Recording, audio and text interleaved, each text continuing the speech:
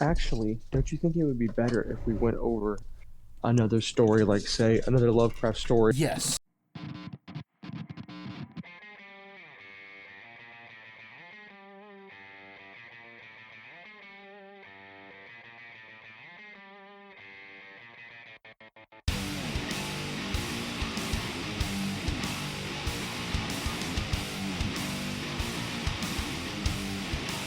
But that said, Tyler,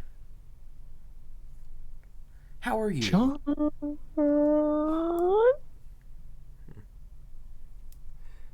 Every time I hear someone say "How are you," I want to say I want to respond like Dave Landau.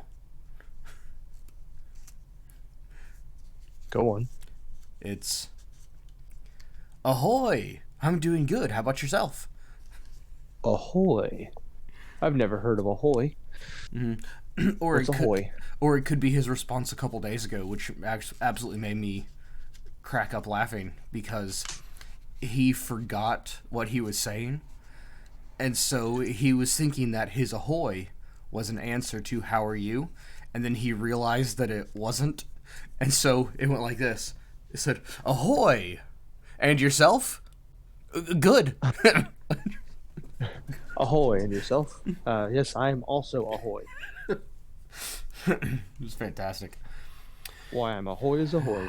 That's pretty. Yeah. Cut that out. Don't cut that out. Leave it in. That's stupid. Hoys will be Anyway, hoys. hoys being hoys. Guys being dudes. Yeah. But anyways, before we get into today's disgusting topic, what are you drinking? I, this morning, am drinking an energy drink because I'm dying. I'm so tired. I was. I, my child has decided the past 3 nights that sleep is not an option for me, and so therefore I have not been doing it. So I'm having a monster mixed with the fact that I had a lot of sushi last night means that there is some chance that the fart cam will make an appearance as, you know what, screw it, I have on headphones today. I might just take a poop while I'm talking to you guys. Yeah. So the Act like I won't do it. speaking of taking a poop, I've already pooped twice today in the 45 minutes impressive. that I've been awake, and it could happen again. Like this may be a short episode, so I can run away from my desk and take a crap. But Take poops. I have an energy drink at my desk that I was considering drinking, but then I woke up with such fierce poops that I decided it would be a bad idea. The this is not helping the fierce poops. This is definitely turning them, shall we say, liquid. But the issue here is that if I don't drink this energy drink, I'm not going to be able to function throughout my day. Yeah, we'll see. I am. I can function without this energy drink, but this energy drink will be significantly worse than most of them because this doesn't make a difference unless you're already feeling poopy, but it does use sucralose instead of sugar. Ah, yes, of course, sucralose. And that would that's fantastic for doing that. But it's my new favorite energy drink. And last night I tried a partial mixture of it with gin, and it was so good that that was going to be my drink this morning. Was gin and rain. Gin and rain. Yeah, rain. I do like the concept of rain. I haven't found a flavor that I'm okay with it yet. Actually, the only reason why I found out about it is because the gym I go to sells it as their energy drink, which is I thought was very strange that Okay, there so was my force that. so my favorite energy drink in the entire world is Rain White Gummy Bear. It's beautiful. Okay, I haven't had it. Very, I'll very check good. it out. There's a flavor that I'd like to try, but none of the gas stations I go to sell this flavor. So, like, I'm not gonna like make an online rain order just to try this flavor, probably. But it's the most interesting sounding energy drink flavor I've ever heard of in my life. It is jalapeno strawberry. Ah. Ooh. I'd like to try it. I would like to say that I've tried it. I don't know that I actually want to go through the act of trying it. But yeah, it's but yeah, Rain White Gummy Bear. It's very, very good. I saw Rain at Walmart, and upon seeing it, I thought that looks good. That looks interesting. The flavors seem nice. Which, by the way, the only other flavor I've had of it, and I did like it, was freaking cherry limeade. It is good. Cherry limeade's hard to mess up. It's always so good. And then while I was and then like after seeing that, I was like, that looks good. I might have to give it a try sometime. And then after that, I was watching a shooting video by that Lucas from TRX Arms put out, and he was drinking Rain, and it made me think about it again. So I got some. I'm gonna eventually start trying one. I've only had one. Mm-hmm. I don't remember what it was now. Oh my god, because it hasn't been out for that long. Mm-hmm. Why are we talking about this? I don't know. It's the weirdest thing to talk about. I think it's because we don't want to get into our topic. Well, Because a little bit of that. yeah, because the topic today is stop screwing up good things. This is going to be the most boomer topic that we've ever had. I mean, this is going to be hard to get through without realizing what we're doing. So we are just going to go ahead and say we realize what we're doing. We really do know, and I do have a few points to make that will make my reason be a little less boomerish. I promise. But still, it's going to be boomery. And I am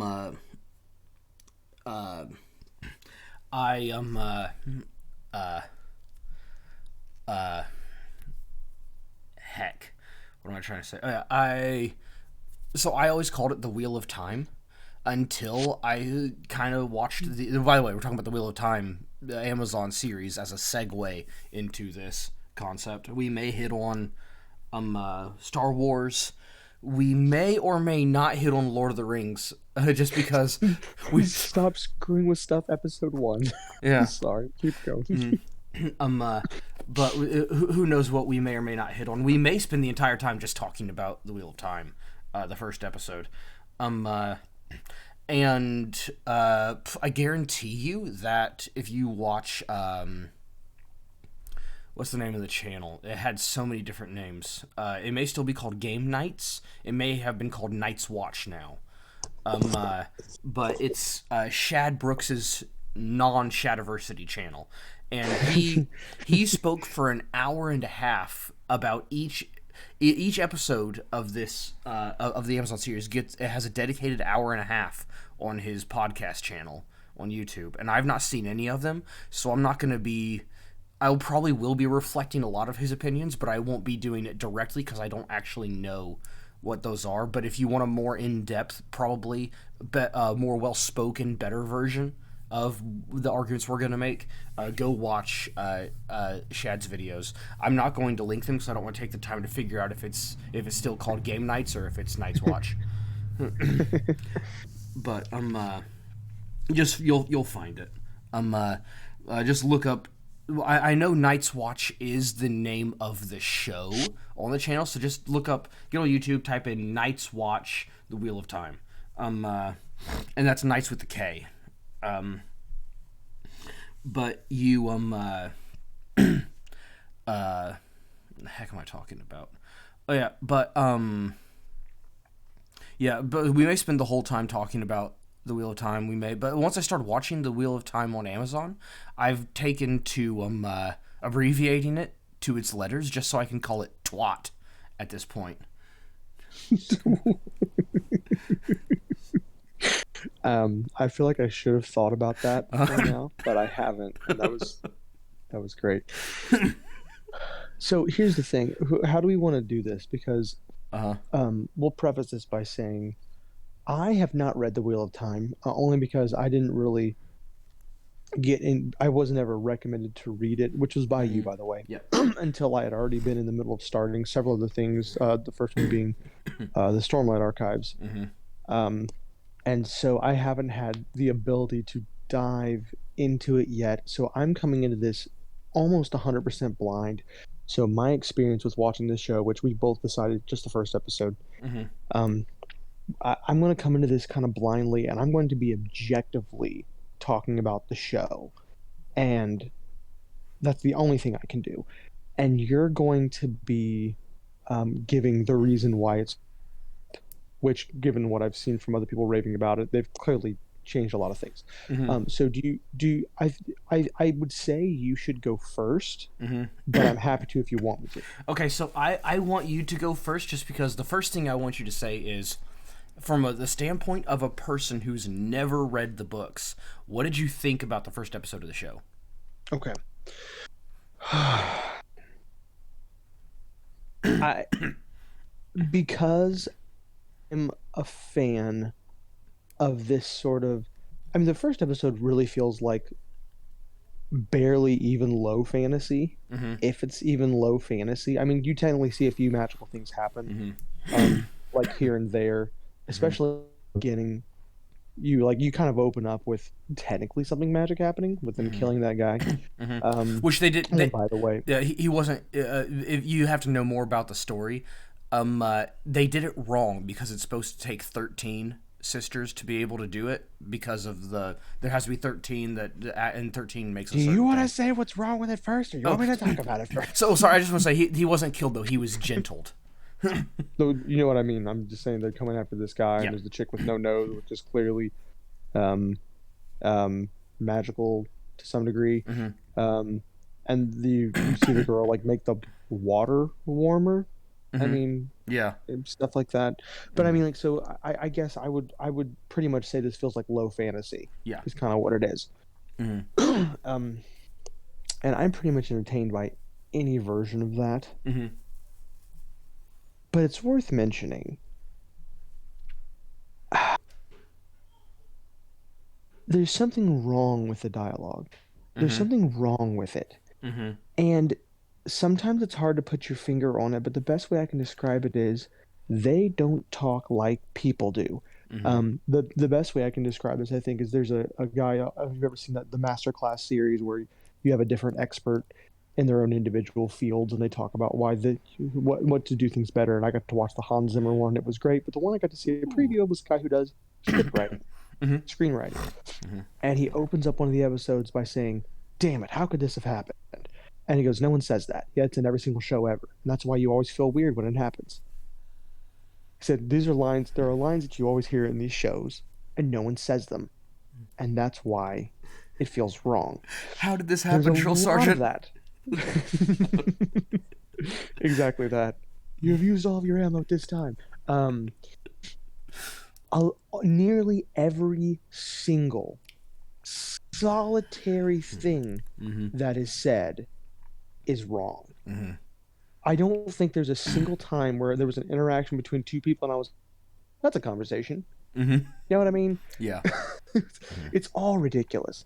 And you have to kind of, I get that you have to give some of that dialogue a pass to a degree because you're in a low fantasy, what I'm assuming is about to be high fantasy, from Mm-hmm. what I understand is going with the books, setting. I get that dialogue has to be changed, but I don't understand why everything has to either go between. That's how you get to know who your mystical characters are from 1,000 yards. It's Mm-hmm. like the thing, the stuff, other things, and then walk away like, okay, well, that person's clearly mystical because everyone else is talking like they've never had an education, which is great. Mm-hmm. So, like, you can tell it's my favorite review Mm-hmm. that I read about this was fantastic. Um, he said, if you ever watched Monty Python, he says, and then you watch The Wheel of Time, he said, there's a scene from Monty Python that should stick out to you aggressively. How do you know that the guy's a king? Hasn't got shit all over him. Mm-hmm. You can tell every single main character from 1,000 yards away in this show. Mm-hmm. And it's so, it's clunky. Mm-hmm. Uh, I don't mind the costumes, except for I find it strange that everyone's always so clean. Well, that's actually accurate, as far as per like medieval time stuff, as what Lindy Beige said. It would come as a surprise to most people, but the damp cloth was invented thousands of years ago. This is true, but what I'm referring to is like their clothes. Yeah. Now, if I was in a village where I was not wealthy and I didn't have a lot of outfits and we all worked for a living, you're gonna try to convince me that none of my outfits have stains on them? Mm-hmm. Like, think about Lord of the Rings. Those guys got dirty Yeah. a lot. because it was dirty. That's great. Well, I But will like no one gets dirty. That's strange to me. I will say everyone's clothes in the medieval time frame should be clean in the same way that their clothes were, but through how they kept them clean in a very specific way, and He I don't remember seeing anybody except for Matt doing this, and that was he on his clothes. you kept your clothes clean P. because you wore a coat. No one wears a coat Yeah, here. Matt was the only person wearing a coat, and somehow everyone else was keeping their clothes clean. Well, I realize I'm nitpicking, Yeah. but I mean that's the. I mean, I came into this not as being like I'm going to just enjoy this. I came to this to like I'm trying to be a reviewer as best I can, but the dialogue feels strange. It's strange in the way that every single conversation in the first episode, for the sake of exposition to some degree, either the conversation is like going like an arrow to the exposition, or going or flying so far away from exposition that they're avoiding saying certain things that there's no way they would avoid saying. And people who are really good at writing dialogue can do these things without it being so friggin' obvious. And I think my biggest complaint so far is the dialogue. I can't get into it. The acting is, depending on the character, frustrating, but not bad. There are scenes where I'm just like, that was frustrating. And I know a point that you're going to bring up that you don't like is the you're talking about there being too much, shall we say, sexual chemistry between the guy and the girl, Rand and her. Hold on, I want to address. I was going to address this more at the end, but I want to address that. I want to address the sex between Egwene and Rand. I was going to address this at the end, but I'll go ahead and address it now since you brought it up. I'll tell you the reason why it bothered me. Because they, it bothered me for a couple reasons. One of the big ones was because like they actually, and it wound up, spoiler alert, towards later on in the story, they wind up breaking it off. But and I don't know if I assume they do in the show too. But they in the story it actually like, oh hi there, how are you? In the story they actually showed in the book they really went and talked about it, how like it was an actual like an actual courtship. Like it wasn't like there was none of the modern stupidity that goes into dating at all, and it was really cool to read about and cool to things like, well, that's neat. It was enjoyable, and then they just took that and just turned it into, especially because she then went on to say that she intended to become she intended to apprentice under Nynaeve. That means they turned it into a strictly sexual relationship and nothing but that. And that was it was ridiculous. But the thing that made me the most angry about it was this. Robert Jordan specifically made it the way he did because he was a Christian. And so they changed that. Whatever. I guarantee you no single person that works for Amazon in their movie department is. Whatever. If you want to do that, that's fine. The person with whom I'm the most angry is not the writers of the TV show. The person with whom I'm the most angry is Brandon Sanderson. Because here is what was said. When the first episode came out, Brandon Sanderson watched it and people asked his opinion of it. They said, "What did you think?" They said, "Is there anything about it you didn't like?" And he didn't even mention the fact that, well, because, Robert was a Christian and he intentionally left this stuff out because it was on there and I don't think it has a place in his story. And also, since I myself profess Christianity, I also think that, there's no reason to add that. What he said was, the only thing I didn't like about it was I thought the Trolloc attack was too gory.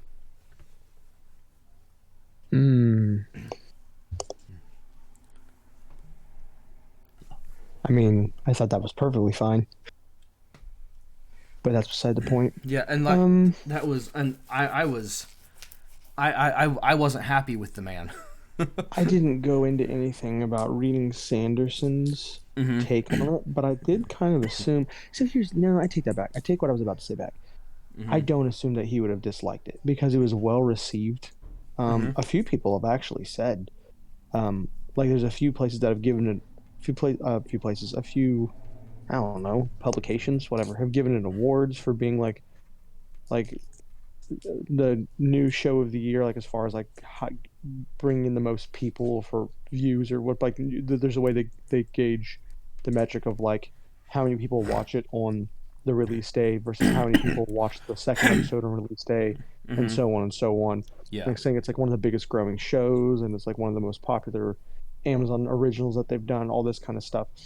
I kind of didn't really expect him to be against it, just because of all that. Because because I thought, well, maybe he wouldn't want to push the fandom away from it because of what it is. But I am kind of surprised. Excuse me. I am kind of surprised that he would kind of bail on the original author's like credo for the show, Yeah, as and it were.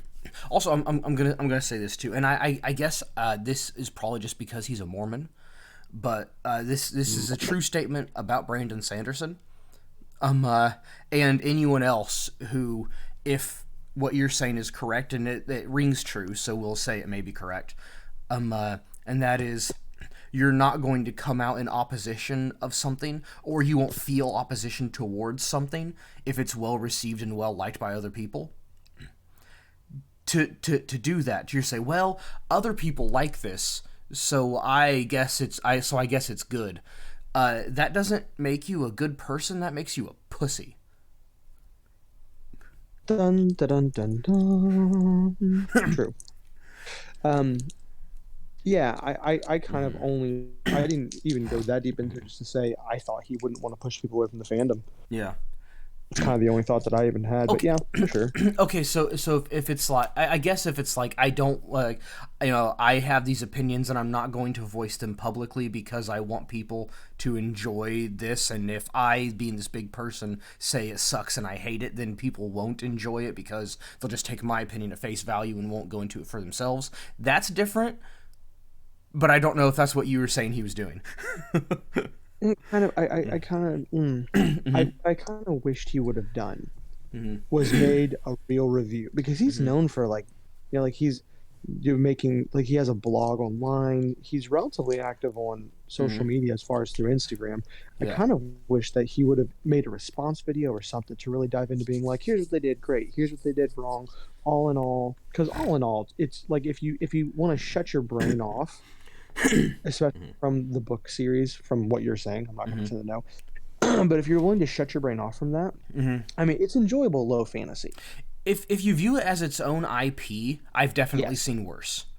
There are lots of there are lots of things that I really didn't like. I think they just wanted to get them out of the village because they didn't like them being in the village and they wanted to have them get out of the stuff. But I really didn't like how they just suddenly their way into everything. That was, not just from the perspective of liking, of it not being like the book. That's I don't like that as a writing style. It's like, and suddenly, That's fair, but I mean, I think we see that in virtually every screen adaptation ever. I mean, so I agree with you, but also it's hard to get away from that. Yeah, I understand though why they did it. It does make perfect sense why they did it. Like, because you want everything done like this. It was made by Amazon Prime. True. And so you know how they are about doing stuff fast. This is true. It explains Bezos' divorce. Heyo. But they. So I still haven't gotten to many story-specific things. Other than I will say this, just from an objective, not thinking of the story standpoint. Really, for me, the worst part of it, in addition to the it was subpar writing. I wouldn't say it was subpar acting. There were a few, but the biggest other subpar thing was the CG effects, the visual effects. They were pretty bad. They were pretty bad. So that leads me into the next thing that I probably was going to talk about. Let's talk about Attack on the Village. Yikes.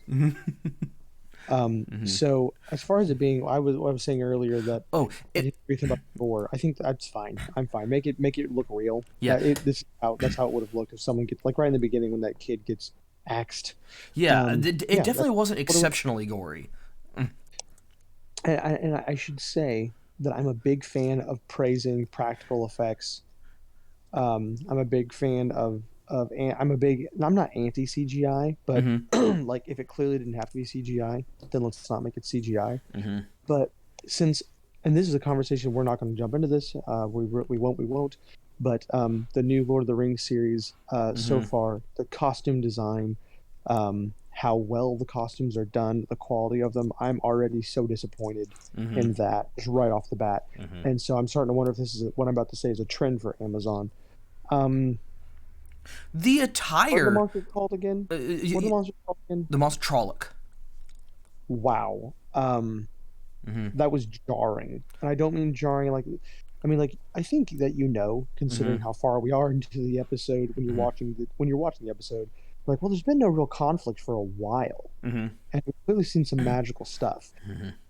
Something's going to happen. Like it just feels like the buildup to something about to happen. Mm-hmm. So it doesn't come with a big surprise when this attack happens. Can we talk about how bad these monsters look? Okay, so that's the thing. The monsters looked bad as in that they were poorly done. Um, uh, the monster the monster were yeah whoever made actually did the makeup for and costumes for the monsters didn't do a good job. But as far as the design of the monsters, that's not how I imagined them looking because the way they're described, they could look like that. They maybe looked a little bit different. But they it wasn't like but seeing through the poor craftsmanship of them, I I did like the design of them. Oh, I'm fine with the design of Yeah. them. I like. I mean, like it's still humanoid. What do you want to call it? Humanoid, goatish Yeah. So looking thing, yeah. whatever you want to call it. That's fine. The design's great. Yeah. The So concept, they look here's awful. here's the in book description of them. Um, uh, they are huge men, but that have taken on animal qualities so that their faces will have animal features to them. Some will have bird beaks, some will have wolf snouts, some will have goat faces. And some are at the point where they can wear clothing and armor and shoes. Some of them are messed up so much that they have hairy legs and hooves, or they have wolf feet, or you know, um, uh, and so they didn't look quite as mannish as you would expect them to from the book description. I think making them a bit more monstrous on the one hand, like so they're supposed to be not only scary but unnerving to look at because you can see enough human features to see that these things were potentially once human way back when. And so you're like, hey, wait a minute, like that's so they'd be a lot more terrifying. But in this, or no, I'm sorry. The way they're more terrifying. The way the way they're described in the book is more horrifying. I don't mind the design. The design is Yeah. whatever. Um, it's just the only one that I saw that I thought was done a little better is the one where we kind of get up really up close and personal with one for a little bit when Rand and his dad are fighting the one in the room. Uh, I don't like that some of these scenes literally look just like there's a couple that are just straight CGI. Oh, It's almost like as the fight progresses, they look more CGI because the first one we get introduced to, like that's a dude in a costume, yeah. and then we see a few more later, and they're clearly CGI, and I'm just like, ugh, it's like it's jarring. It's so strange. So there is Hold one. What? Just hold on 1 second. Okay. Hey, baby, I'm not ignoring you. I don't know if you know this. Me and Sean record this in the morning, so like I'm just trying to nod and like say quietly yes, but I'm definitely not ignoring you. I just want you to know. I know. I'm also done. I'm just making sure you know. So I was talking to Serenity. We went back to the fight scene, and I was watching it with her while I'm talking to you about it. I She gotcha. was talking to me about it, and I didn't want her to think I was ignoring her. But yeah, there was one that was CGI. The CGI was done poorly, but I liked watching it happen, even though it was pretty stupid. It's kind of stupid looking, the CGI was, but the way it looked was really cool. This is something that is never talked about in the books. It's implied in the books that they're always upright because they're so much like men. But what if one were to turn so much that it was a wolf one, and it became more wolf-like? So the one that was running around on all fours was actually, to me, that was really cool. I'm going to say that I liked that. There's never mentioned in the book that they ever ran on all fours, but I thought that one looked pretty cool. Oh yeah, there are several that look cool. But what I'm saying is annoying to Mm-hmm. me is they shouldn't have done what they did, which is Mm-hmm. it's almost like a third of them are Mm-hmm. clearly dudes in full costume and makeup. Uh-huh. Yeah. Two-thirds of them are clearly completely CGI. Mm-hmm. It is so blatantly obvious which ones are CGI and which ones are guys in full Mm-hmm. dress. Oh, It's that. blatantly obvious, and it's very jarring. So like the ones that get in one-on-one fights, Mm-hmm. like with Perrin and with Rand, those are dudes in costume. Mm-hmm. Okay, cool. The rest of them Mm-hmm. aren't, and it's jarring. It's strange. Yeah. So something about that was just said did make me think of this. I said that the gore wasn't really bad and over the top. I didn't think it was anyway. There was one bit of gore that was so laughably over the top that like I paused the show and I just started cracking up laughing at how ridiculous it was. And that was Layla's death scene. Which one's Layla again? I'm bad with characters. That would be, well, it's okay because it's not a real character. Perrin's wife. Oh, okay, yeah. That was so like it was funny how bad that was. But yeah, but yeah, they okay. Oh, go by the way, going into Tam fighting the Trolloc. Um, uh, so they couldn't play out the whole scene as to how he got injured. But basically, Tam was injured by like the fifth Trolloc that came at him. And the first four didn't stand a chance against him. But and of course they had to shorten the scene and whatever. But it kind of ruined something in the scene, and that was you find out later the reason why Tam had the Heron sword was because to have earned a Heron sword, you have to yeah, you have to you can't just buy or come across a Heron sword. You have to earn it. You earn it by becoming a Grand High Master of the Blade. That is not shown at No, all in this show. no, I mean, you watch him fight the one, but he doesn't get to take out the one that he fights, which is kind of Yeah. lame. Oh, and by the And yeah, way, yeah. the spoiler of him killing his wife. Yeah, it's kind of like really that's so lame. Yeah.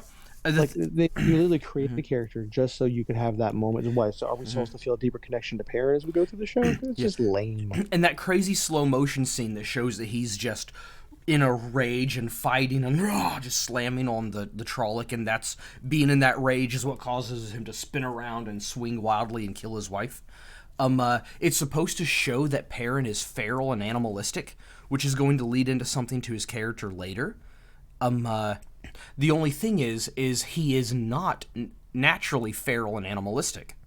The thing that happens to him later triggers something feral and animalistic in his mind. But this is just supposed to be a segue into look, this guy's feral and animalistic. I wonder what's going to happen. Yeah. But it's whatever. But there's another character who is not shown thus.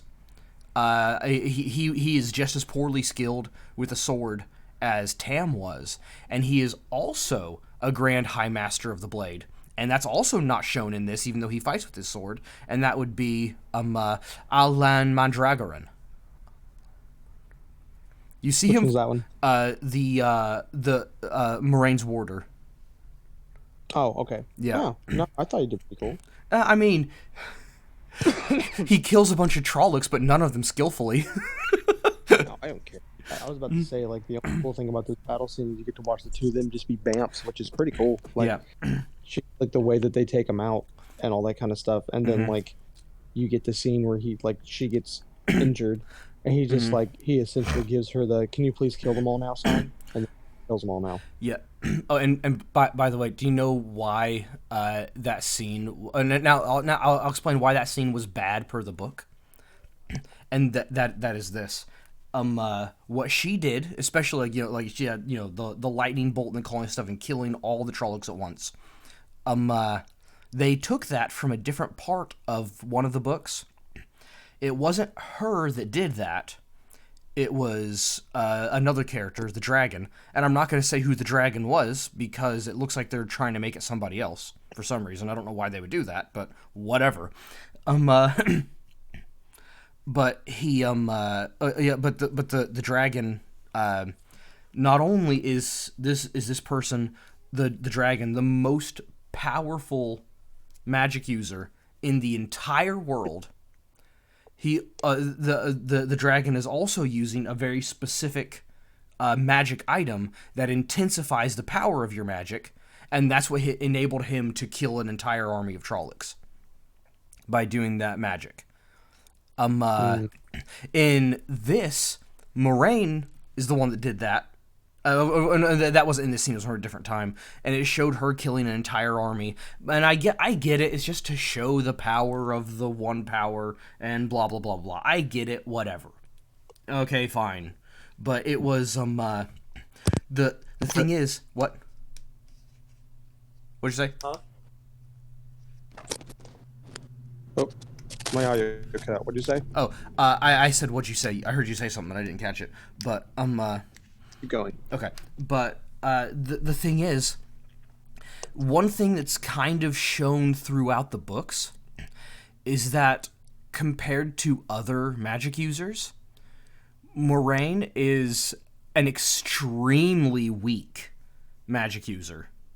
And the only reason why she can do any of the stuff that she does is she also carries around a magic artifact that enhances your magic power. And I definitely did not see that Angreal when she was doing that crazy stuff that made her appear to be the most powerful magic user, when she's supposed to be possibly the single weakest magic user in the story. I see what you said. I can see how that's annoying for a big switch. Mm-hmm.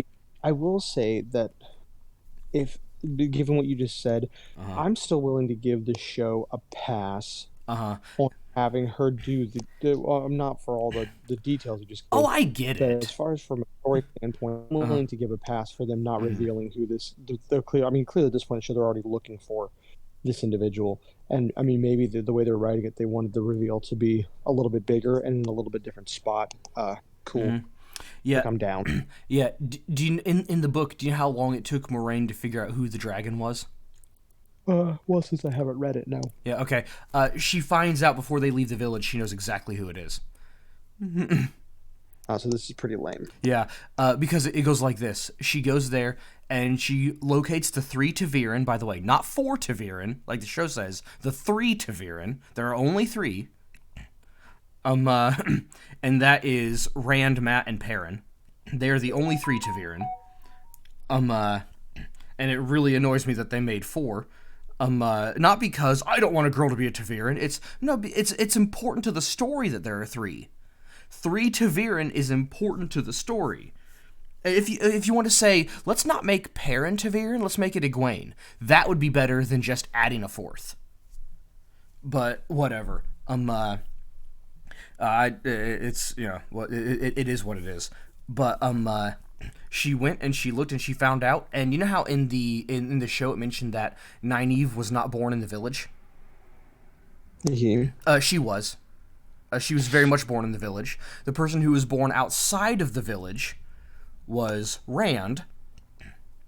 And that's found out that he was born outside of the village, and brought in. And then, so Moraine immediately figures out, 20 years ago, like these 3 boys were all born around the same time, and I can tell that they're Ta'Viren. So let me go talk to them and figure out, hey, which of you was born outside of the village? And they said none of them. And then Rand eventually finds out that he was born outside the village, and Moraine finds that out from other people that he was born outside the village. And he said, oh, so he's not from here. Okay, he's the one. And that's like it's not really announced until great, I forget exactly when, but greater than halfway through the first book. But she, before they leave the village, she knows exactly who it is. And also they, man, they screwed up some stuff. It really is looking like they're pushing Egwene to be the dragon, and I don't know how they're going to do that. But they let's see. So it said from the beginning, I don't know when the dragon's reborn. I don't know where they're going to be, or if it's going to be a man or a woman. Specifically, and then throughout the entire wheel, from beginning to end, the dragon is the reincarnation of Luz Theron, who is a man every time, because the dragon has to be able to reach Sidene, which is the male half of the magic. The magic has a male half and a female half. No woman can touch Sidene, and no man can touch Sidar. They're two completely different things. And the dragon has to use the man magic in order for it to work. Yeah, well, obviously the reason why that can't happen is because men and women aren't different, John. Yeah. So the show must reflect that. Yeah, and it's ridiculous and retarded. But I will say I'm not sure exactly who it's supposed to be. There are many people it could be, so I'm not going to pretend to know who it is. But the red Aja sister at the beginning, who gentles the man magic user, I didn't like how they did it, but it was cool that they put it in there. That was all right. There was one thing that was very much not in the book, that if they put it in, so it seemed like they did something, and they may wind up not doing it, and it's different because and it may wind up not doing it because you have to approach using magic differently if you're using Sidar for a woman or Sidene for a man. The use of magic is approached differently. It's if you're using Sidar, you have to let it overcome you and give yourself over to it. And when that happens, then once you fully give yourself over to it and let it control you, then you can control it.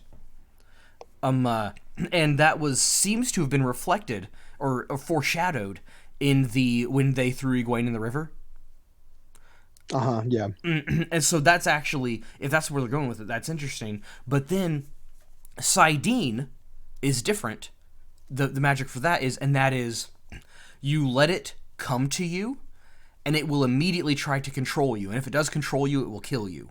So you have to fight it. It comes to you, and you have to wrest control of the power from itself.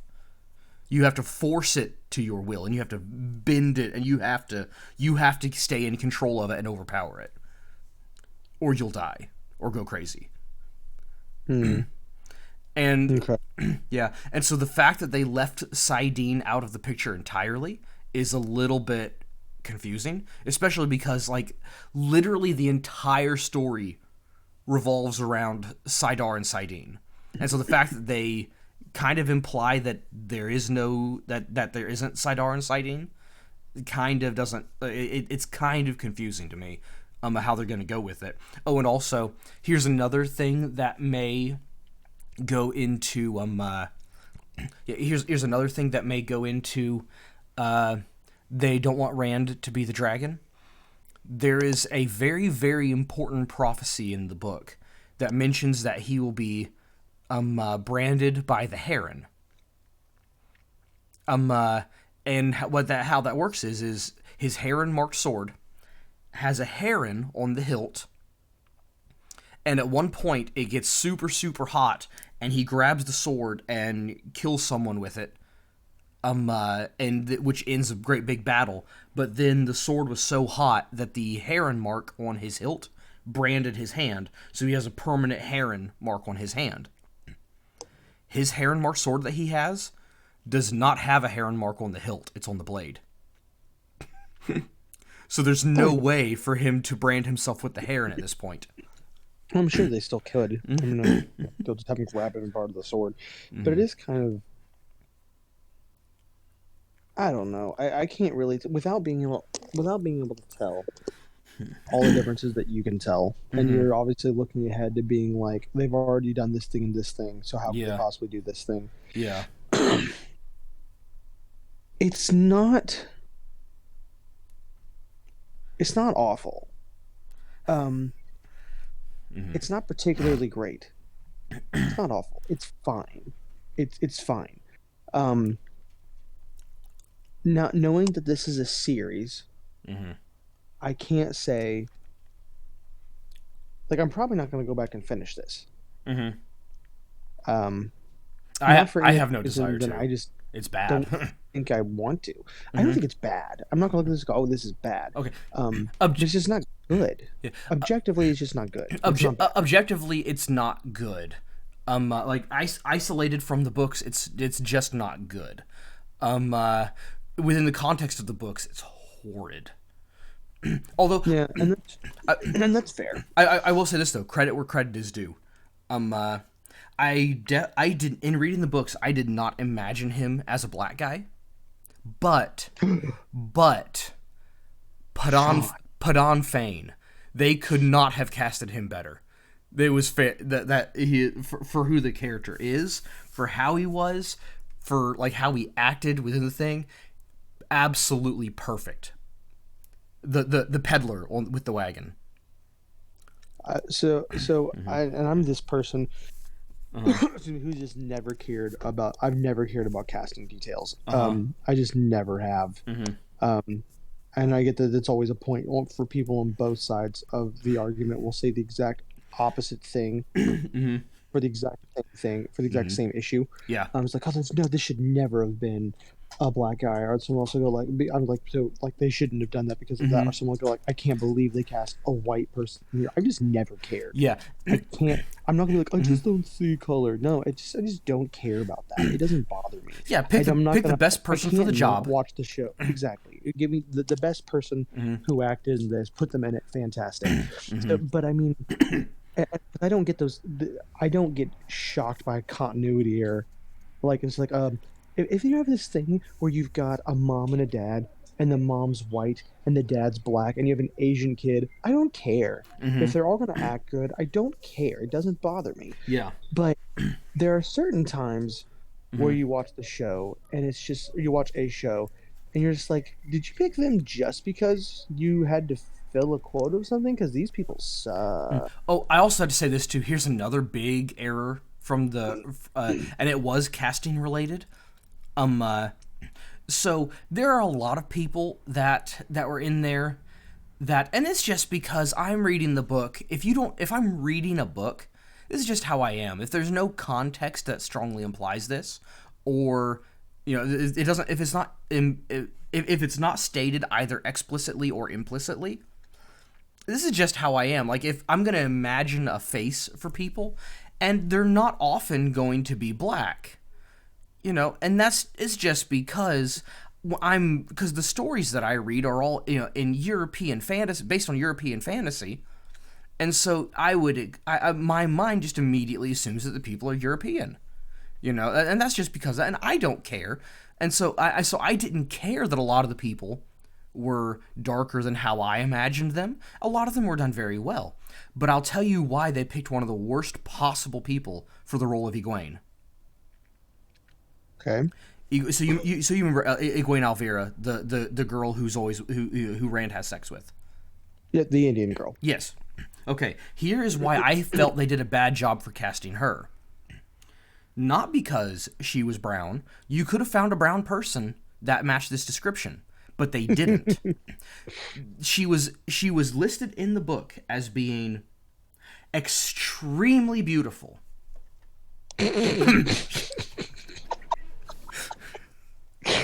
They picked the wrong person.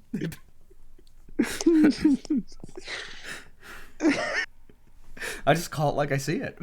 Yeah. Well, you might be a jerk. I am. Yeah, but no, like I will say I am surprised that Amazon. While I do think they picked the best possible person. Like he looked the part, he acted the part, like the way he moved his teeth. Like I never imagined Padon Fane moving his teeth that way, but then seeing this guy moving his teeth. I don't know, I don't get it. It was like, yeah, that they picked the perfect man for the job. But I am very surprised that Amazon picked a black guy to play as Padon Fane. Specifically because the whole purpose of Padon Fane's character is that he is an evil, conniving weasel. And being a progressive company trying to be progressive, you'd think they would want a white guy to do that. but I think they did that. Give credit where credit is due. Did a fantastic job. Rand, I think Rand was pretty decent casting. He looked way too much like Aragon, keep going. Ed Spielers. That's the funny thing is I thought he looked a tiny bit like Garrett Hedlund, also from Aragon, but not Ed Spielers. But no, he looked way too much like Hayden Christensen for my taste. But I didn't even think about that till you said it, but it really does. I think they did really with the casting the guys. I saw a picture of the cast standing together in costume, and I didn't think they looked very. I didn't think that they necessarily looked right. But then getting into it and seeing the people, seeing how they're acting, doing what they're doing, they did a really good job, I think, for the most part. Definitely with the guys. They did a really good job with the guys. They made a mistake, I think, with Nynaeve. And that was her character. They made her character to be a strong, brave woman, which that does kind of apply to Nynaeve, but she is a strong, brave woman because she's a bullheaded anus. And they didn't really get that part across. They just made her, yes, I am strong and brave and I can take care of myself and do that. Well, no, it's not because she is strong and brave because she's a bullheaded anus. And you don't get too much of that bullheaded anusness out of the movie Nynaeve. I do good. I do good bullheaded anus. Well, was there something else we wanted to talk about with this particular thing? Honestly, I just wanted to use this as a segue and to stop ruining what we like, but we wound up talking the whole hour just about the show. So, yeah. Well, then very, very, very, very briefly, I think it's worth mentioning. We could probably go over a lot of things because I remember the first thing from our childhood that got ruined, and this is going to be. We talked about some specific things in this that were choices that, I mean, some people could look at. Excuse me, I'm dying. Some people might say, that it's a stupid thing to be against because, like, you should be okay with this because maybe if they let them do this and it could be a more progressive show. Okay, let's show how much that's not what we care about as much by saying, sometime soon, if we're going to continue this as a series, we're going to talk about Aragon. And there is nothing in the world about that made it more progressive. I can tell you what, it's butchered. Yeah, I almost said something when you were talking about you hated the Trollocs. When you said that, I almost said, at least they weren't as bad as the Urgles. At least they went with the Urgles. Oh, man. Good. Oh, by the way, the Trollocs, as designed for this, even so poorly done, would have made significantly better Urgles than the Urgles in. I mean, they were just dudes with earrings. That was and face paint. It was. Oh man, it was so bad. I feel like we shouldn't say too much more about this because I think we could absolutely go off on this, and maybe we should. And honestly, I think it's going to be kind of important for us to go over. I think it's going to be important to go over another thing that was ruined that has absolutely nothing to do with being like this. Like, someone who could come against you and be like, "Oh, you just were upset because that was a girl and this was a black guy." Okay, fine. We'll talk about this show. Oh man, it was so bad. Yeah, actually, the casting in Aragon wasn't that bad. Brahm's beard wasn't long enough, but they made up for it by making it Jeremy Irons. But oh man, it was such a bad movie. I've blotted most of it out. Honestly, my biggest thing with that is I feel sorry for Ed Spielers, because the kid didn't do a bad job, but he was never in another movie again after that. But I don't think you have to look at it. Garrett Hedlund was. I don't know how he pulled it off, but Well, Sean, I hate to break this to you. uh-huh. I think we're gonna have to watch it again before we do the show. I'll watch it again. We're gonna have to watch Aragon again. Okay, so I do have to say this, though. There's one thing they did in Aragon. I'm going to go ahead and mention it now. It made me so angry. Just because they did it just to make it different from the book. They had to have, because there was no other reason to do this. It's very important to the story of Aragon that he is 15 years old when the story happens. 15 years old. Jeremy Irons goes up to him and refers to him as a lad of what, 16? And he looks at him angrily and says, 17. Yes. They made him... It didn't really make it... Honestly, I said it's important to the story. It was mentioned several times in the story. It wasn't actually important to the story how old Aragon was. He could have been 16. He could have been 22. It really didn't make that big of a difference. It was just kind of important because he was a kid. So the fact that he was 17 didn't matter. The fact that he was 17 didn't matter. But they changed it just to have changed it, and it angered me. Speaking of changing things just to have changed them, the boys in Wheel of Time, the boys are 20. That is true, and they made them 20. And that did happen. And they. I was gonna say it made me angry that they made Egwene their age. At first, my thought was, and while I was watching it, my thought was, they made Egwene older, because she's like probably 16 or 17. I don't think her age is actually mentioned, but she's a few years younger than the boys, and they are 20. My initial thought was, they made her 20 just so they could add sex to it and make it seem less weird. Because when it said, "Oh, she's 16 or 17," that's weird. It's just they did it just to make it less weird. But then I thought again, since they are playing it up, this is just as bad, but it is a different reason. Since they are playing it up that she's potentially the dragon, they had to make her the same age as the boys, because if she wasn't, it wouldn't be an option. So never mind, that's probably the real reason. But still. Come here, so let's just go ahead and say we need to get away from talking about Aragon, because I think we need to do a whole episode about it. Therefore, we need to again, and we're all gonna be sad. But, I had a comment. Hold on. I'm gonna go fetch it. No, I've forgotten. I've already forgotten. Oh well, needless, pointless. Oh yeah, no. Shout out to Christopher Paolini for literally writing the inheritance cycle slightly differently, so you couldn't make another movie. My guy. What an OG. Yeah. Hey, speaking of which, I have his new book.